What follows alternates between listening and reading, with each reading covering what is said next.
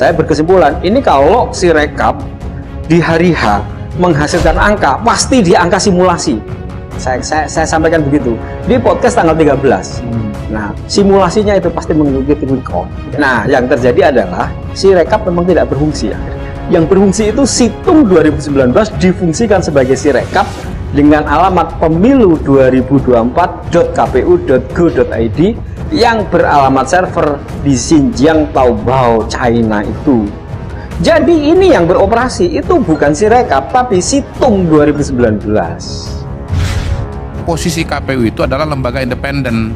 Lembaga independen. Iya, lembaga independen. Yang kemudian mewakili negara untuk melaksanakan pemilu. Oke, Nggak bisa. yang kemudian dibiayai oleh anggaran pendapatan dan belanja negara. Oke, Gini. dan kita Maka pertanggungjawabannya harus Abang diberikan bilang kepada lembaga yang bersangkutan. Nggak bisa kemudian ditarik ke sana kemari. Tidak bisa dong. Nggak bisa, bos. Orang dipakai. Gini, bos, kalau Anda yang salah, masa negara yang disalahkan? Nggak bisa, Anda yang salah kan begitu kan? Bukan bagian dari lembaga negara.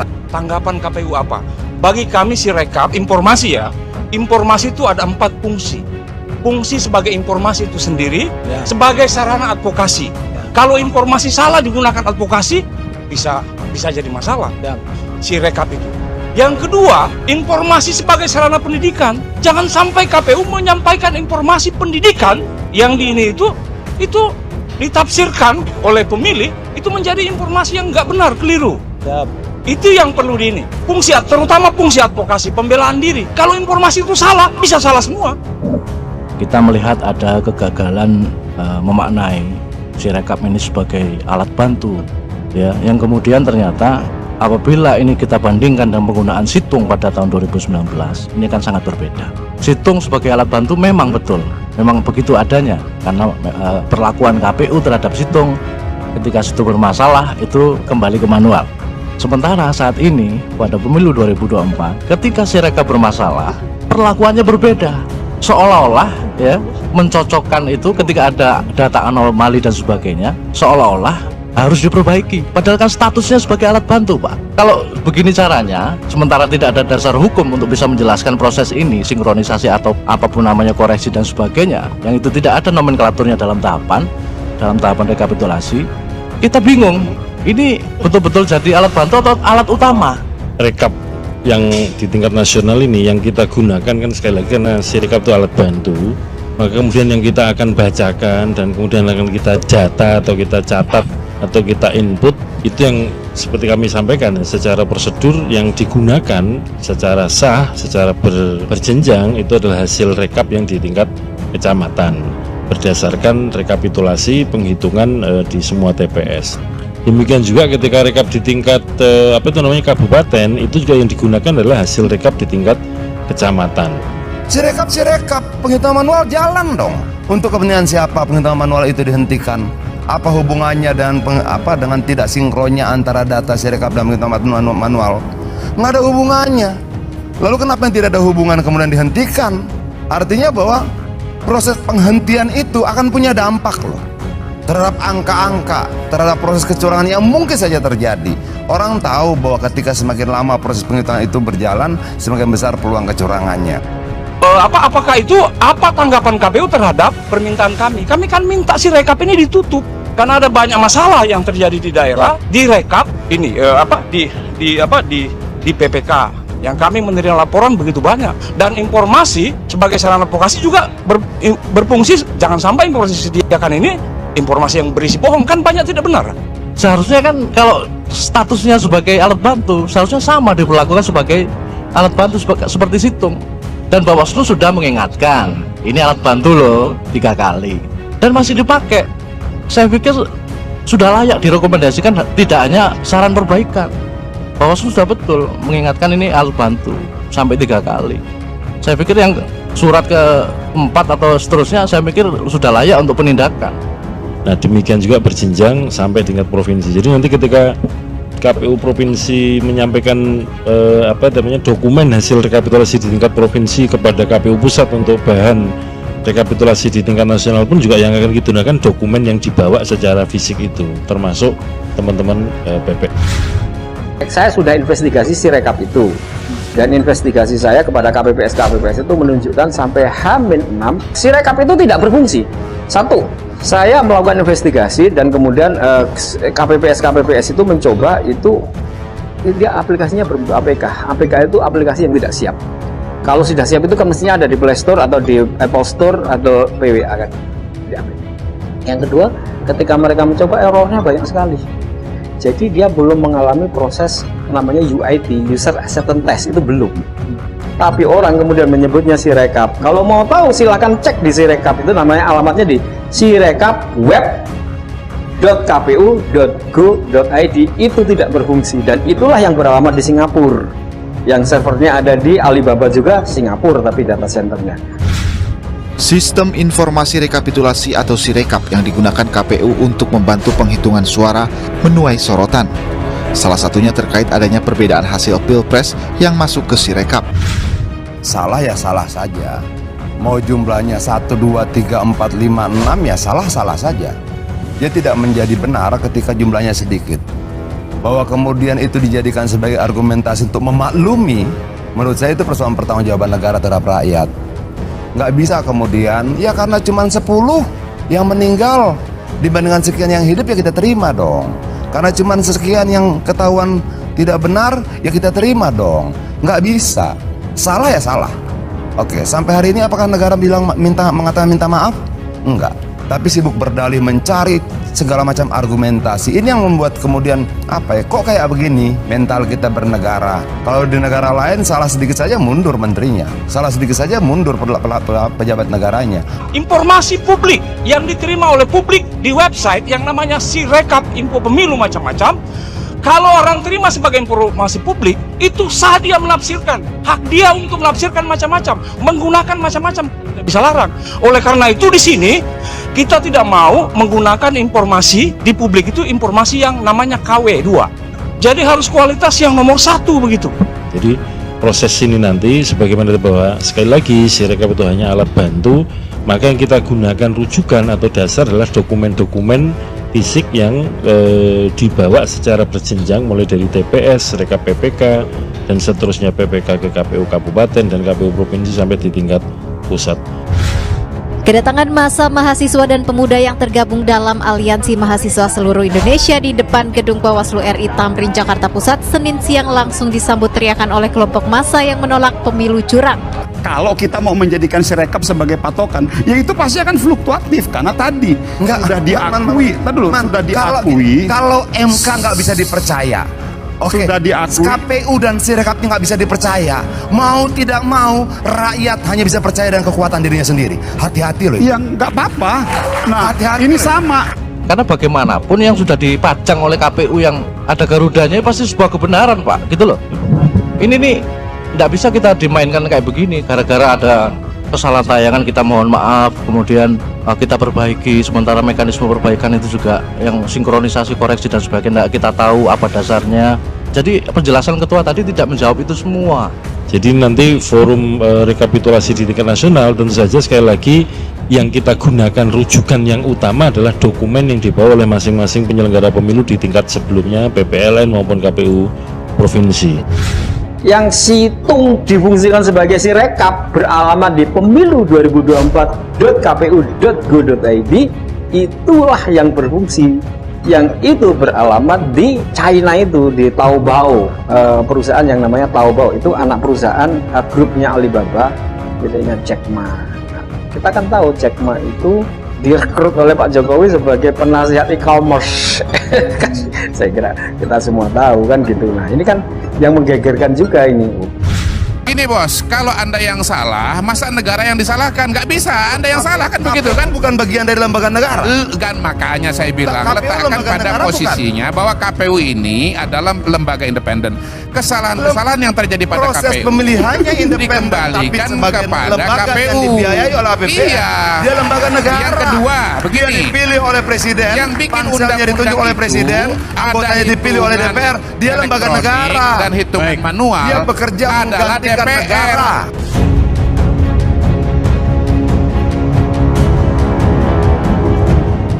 Assalamualaikum warahmatullahi wabarakatuh. Jumpa lagi dengan channel Nafas Pembaharuan. Para sahabat sekalian, Komisi Pemilihan Umum atau KPU terus-menerus dicecar soal permasalahan sistem informasi dan rekapitulasi atau Sirekap yang digunakan sebagai pencatatan hasil perolehan suara pemilu 2024. Sejumlah pertanyaan itu diajukan oleh para saksi, mulai dari saksi berbagai peserta pemilu hingga saksi dari paslon Pilpres 2024. Banjir pertanyaan dan kritik ini terjadi di agenda pleno rekapitulasi penghitungan perolehan suara di tingkat nasional yang digelar KPU di kantor KPU Jakarta Rabu 28 Februari 2024. KPU sempat menskors agenda dan dilanjutkan kembali pada pukul 14.45 WIB. Ketua KPU Hasyim Asy'ari membuka kembali agenda tersebut. Namun belum sampai rekapitulasi dimulai, sejumlah pihak telah mencecar Hasyim Asy'ari terkait Sirekap. Menanggapi itu, Ketua KPU Hasyim Asy'ari mengatakan proses penghitungan suara disandarkan pada penghitungan berjenjang menggunakan formulir C. Hasil plano bukan yang ada di dalam Sirekap. Terkait anomali data, Hasyim Asy'ari menjelaskan proses dari TPS hingga Sirekap. Hasyim menyebut proses penghitungan suara di TPS dituangkan pada formulir C. Hasil plano, kemudian hasil TPS itu dipindai dan dikirim ke data center. Aksi protes dari saksi partai kembali warnai jalannya proses rekapitulasi di hari kedua yang digelar oleh KPU pada Selasa 29 Februari 2024. Di rapat pleno hari kedua ini, protes kembali dikeluarkan oleh saksi dari PDIP.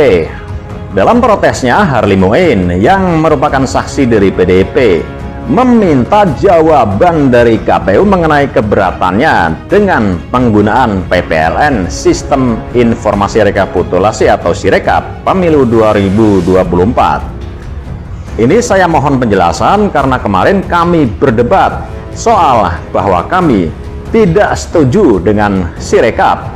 Tanggapan KPU apa? Protes Harly. Tapi sekali lagi penjelasan tersebut tidak menjelaskan, tidak menjawab status Sirekap yang sebenarnya sebagai alat bantu ya, dan harus diabaikan ketika dia bermasalah. Kok minta kompensasi? Karena pada waktu dia blackout 2 kali itu kan ada beberapa daerah yang tahapan rekap berjalan dihentikan, yang belum ditunda. Bisa dijelaskan itu dasarnya apa? Dan yang ditayangkan, yang dijadikan input di dalam forum rekapitulasi hasil penghitungan suara di tingkat nasional, kalau tadi bahwa kita bersepakat Sirekap itu hanya alat bantu dan kemudian dianggap bermasalah, maka kemudian bukan itu yang kita gunakan untuk proses rekapitulasi di tingkat nasional ini. Ya, sejumlah elemen masyarakat dan relawan Capres-Cawapres ramai-ramai menolak hasil rekapitulasi sementara KPU karena diduga bermasalah. Ya, pemilu kali ini pemirsa dinilai mengandung kecurangan yang terstruktur, sistematis dan masif serta hanya menguntungkan salah satu paslon. Kenapa? Ya kita berada pada jalur yang nggak jelas. Track apa sebenarnya yang kita lalui ini? Mau dibawa kemana? Suara yang dititipkan oleh rakyat kepada wakilnya itu mau dibawa kemana? Mau diperlakukan seperti apa? Karena tata cara itu adalah nilai. Tidak bisa Pak dalam gelap-gelapan begini. Mohon maaf Ketua, karena terdapat perbedaan yang signifikan. Bukan soal kemudian kalah menangnya, tapi tata cara prosedur ini adalah nilai. Nilai itu adalah anggapan baik dan buruk. Kita mau dianggap baik apa dianggap buruk? Kalau di dalam Sirekap yang tayangan, yang tadi yang istilah mudahnya untuk hasil konversinya yang angka-angka itu, hasil pembacaan dokumen itu dalam tayangan tidak sesuai, dan kemudian rekap di tingkat kecamatan mulai, itu kan yang sekali lagi yang tetap yang digunakan yang ini, yang formulir yang C hasil dari TPS. Nah, karena pembacaan yang tadi dijadikan rujukan oleh banyak pihak ketika publikasi, dan itu kalau dibawa ke forum rekapitulasi di tingkat kecamatan yang rekap yang berjenjang secara resmi tadi itu. Selain itu, Harli mengklaim bahwa aplikasi Sirekap yang dirancang oleh KPU tidak bisa menjalankan fungsi informasi secara semestinya. Ia menyebut telah menerima banyak laporan mengenai permasalahan pada sistem Sirekap milik KPU. Harli juga mengklaim bahwa banyak permasalahan yang terjadi di tingkat daerah disebabkan oleh kesalahan dalam sistem Sirekap. Dari permasalahan tersebut, Harli meminta agar KPU menutup aplikasi Sirekap. Kami kan minta ini ditutup karena ada banyak masalah yang terjadi di daerah direkap, di PPK, panitia pemilihan kecamatan. Kami menerima laporan begitu banyak, kata Harli. Para sahabat sekalian, sebagai informasi, KPU kembali melaksanakan rapat pleno rekapitulasi hasil penghitungan suara pemilihan umum 2024 di tingkat nasional. Dalam rangkaiannya, rapat ini dimulai dari rekapitulasi suara yang dilaksanakan di luar negeri oleh pelaksana pemilihan luar negeri atau PPLN. Setelah rekapitulasi di luar negeri telah usai, dilanjutkan oleh rekapitulasi suara di tingkat provinsi di Indonesia. Ketua KPU Hasyim Asyari mengatakan, rapat pleno rekapitulasi suara ditargetkan akan selesai paling lambat pada Rabu 20 Maret 2023. Hal ini dikarenakan berdasarkan Undang-Undang Pemilu, KPU RI memiliki waktu paling lambat 35 hari setelah pemungutan suara untuk menetapkan hasil rekapitulasi perolehan suara secara nasional.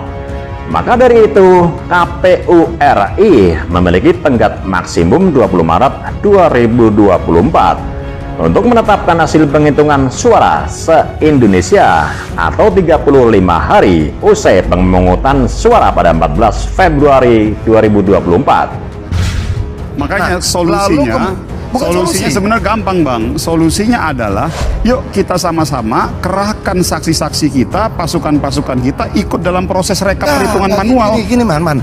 Itu tanggung jawab partai politik. Ada tanggung jawab negara. Bisa nggak gua bilang bahwa seluruh angka yang sudah dipublikasikan oleh Sirekap itu hoax? Kalau itu bisa dikatakan, bisa nggak dikatakan negara menyebarkan hoax? Bisa nggak? Oke, kalau bisa dikatakan negara menyebarkan hoax, buka undang-undang ITE. Ada sanksinya loh. Kalau buka undang-undang, buka begini, undang-undang Bang. penyebaran kebohongan publik, ada sanksinya loh. Begini, menurut yang saya harus ada dipahami. langkah hukum ketika negara dianggap menyebarkan hoax. Kenapa?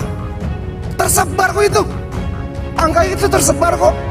Iya, betul. Gitu loh. Artinya Terus ini menjadi masalahnya kepentingan di mana? lebih besar lagi bahwa harus ada langkah politik parlemen. Ini persoalan karena pada faktanya Sirekap itu diperlakukan bukan sebagai alat bantu.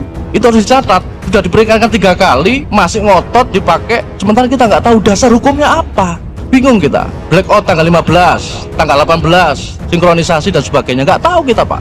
Tidak ada acuan untuk bisa mencapai sebuah pemahaman bersama tentang demokrasi, tentang elektoral, dan kita semua ditarik untuk mikirin Sirekap. Ngapain? Itu kan bisa menimbulkan pemahaman yang berbeda terhadap angka. Padahal sesungguhnya yang kita gunakan adalah formulir yang ada dari TPS yang jadi dalam kotak suara itu. Sehingga sebetulnya dalam rangka supaya yang ditayangkan itu tidak menjadi rujukan utama dan tidak menimbulkan problem pemahaman, maka kemudian bukannya dihentikan secara total ya, tetapi bagi yang prosesnya sudah berjalan dan sudah sinkron datanya, ya tetap dilanjutkan rekapitulasi di tingkat kecamatan tersebut. Ya, kecurangan itu tidak bisa lu lihat cuma di angka-angka. Oke, rakyat nih bingung, partai-partai bingung. Oke, ketemu kecurangan pemilu, ngaduinnya kemana? MK, ada pamannya. Enggak, lalu kemana? Mau tidak mau pilihannya adalah hak angket. Ditarik ke parlemen, parlemen harus bertanggung jawab mengontrol produk undang-undangnya salah atau tidak. Parlemen harus bertanggung jawab terhadap setiap rupiah pengeluaran uang yang dia tanda tangani dalam APBN itu. Ya Oh, nggak tidak apa-apa, mau. dorong aja dia angket, kan memang setuju? mekanismenya ada. Lu setuju kan? Bahwa Lu setuju kalau nggak? teman-teman mau mendorong di hak angket silakan, tapi bahwa Golkar mau setuju itu nanti dulu. Oh, bukan. Artinya bukan begini. Ya kan? Masih panjang permainan. Ada rangkaian kecurangan yang tidak berhenti cuma di soal angka-angka. Enggak loh, man. Para sahabat sekalian, sebelumnya Wakil Deputi Kinetik Teritorial Tim Pemenangan Nasional TPN Ganjar Mahfud, Adian Napitupulu, menyoroti berbagai masalah yang ada pada sistem informasi rekapitulasi atau Sirekap milik KPU. Menurutnya kesalahan itu tidak bisa ditolerir dan menjadi tanggung jawab KPU sebagai lembaga penyelenggara pemilu. Salah ya salah saja, mau jumlahnya 1, 2, 3, 4, 5, 6, ya salah saja. Dia tidak menjadi benar ketika jumlahnya sedikit, bahwa kemudian itu dijadikan sebagai argumentasi untuk memaklumi. Menurut saya itu persoalan pertanggungjawaban negara terhadap rakyat, kata Adian dalam dialog spesial Rakyat Bersuara di iNews Selasa 20 Februari 2024 lalu. Dia juga menyinggung budaya luar ketika seorang pejabat negara yang melakukan kesalahan dengan rasa malu langsung mengundurkan diri dari kursi jabatannya. Namun di Indonesia menurutnya terus mentoleransi kesalahan dengan melihat seberapa banyak kesalahan itu dilakukan. Jika terdapat kesalahan 1 atau 2 kali dianggap sebagai hal yang wajar. Padahal dia menegaskan, jika sesuatu yang salah, hal tersebut tidak bisa diubah menjadi benar. Kendati demikian, adanya kenaikan suara yang tidak sinkron antara form C hasil dengan data di Sirekap merupakan kejanggalan dalam proses pemilu 2024. Menurutnya kenaikan suara di sistem Sirekap merupakan satu dari sekian banyak kejanggalan yang ada. Ya menurut saya banyak kejanggalan dari awal sampai akhir kok memang. Nggak bisa kita pungkiri. Kalau KPU bilang nggak ada penggelembungan, ya kalau angkanya tambah besar itu namanya apa? Penggelembungan, ujar Adian. Hanya kita yang di sini selalu berkompromi dengan angka, seolah-olah suara rakyat itu cuma kumpulan angka. Manusia ini cuma kumpulan angka. Rakyat kita ini cuma deretan angka-angka saja, nggak ada mananya sama sekali. Seolah-olah kita lupa bahwa 82% APBN kita ya dari pajak mereka yang harus dipertanggungjawabkan dan hitungan yang benar.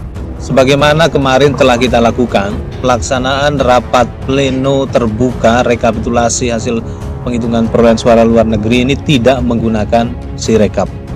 Ya, kemarin kan tidak sama sekali Sirekap ditampilkan, jadi kita tetap menggunakan sebagaimana dokumen yang ada di PPLN. Jadi kita menggunakan rekap secara manual dan hal ini juga sudah kami sampaikan ke media.